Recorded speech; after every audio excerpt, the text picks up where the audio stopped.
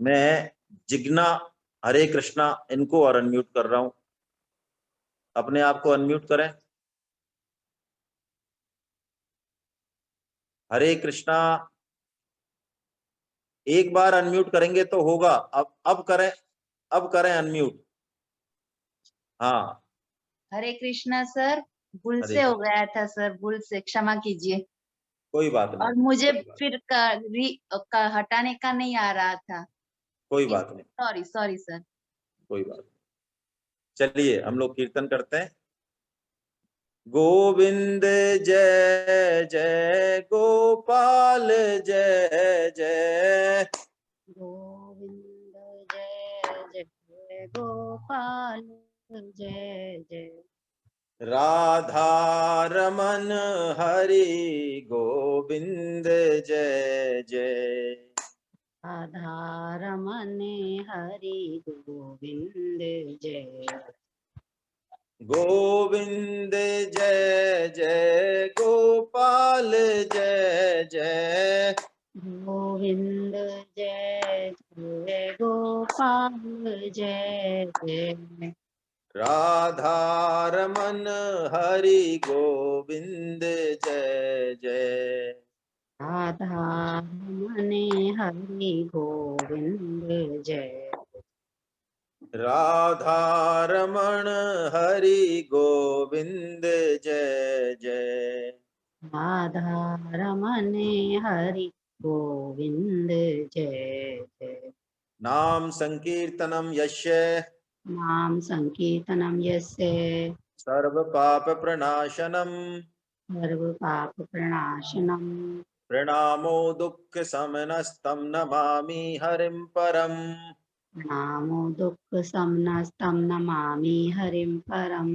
बोलो वृंदावन बिहारी लाल की जय, बोलो बांके बिहारी लाल की जय, बोलो राधा गोविंदे सरकार की जय, अर्जुन के सखा भगवान श्री कृष्ण की, जय जाते गिरधर नागर की, जय सूर के घनश्याम की, जय ब्रज भानुसुता राधा रानी की, जय मर्यादा पुरुषोत्तम भगवान श्री राम की, जय जानकी माता की, गौ माता की, धरती माता की, साधक संजीवनी की, श्रीमद् भागवत महापुराण की, जय चक्र चूड़ामणि श्री श्री सुखदेव जी महाराज की, जय सब संतों की, जय सब भक्तों की, अनंत कोटि वैष्णव वृंद की आज के आनंद की जय।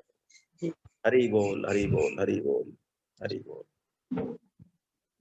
कल हम फिर मिलते हैं इसी समय। जय जगन्नाथ, जय जगन्नाथ, जय जगन्नाथ, जय जगन्नाथ।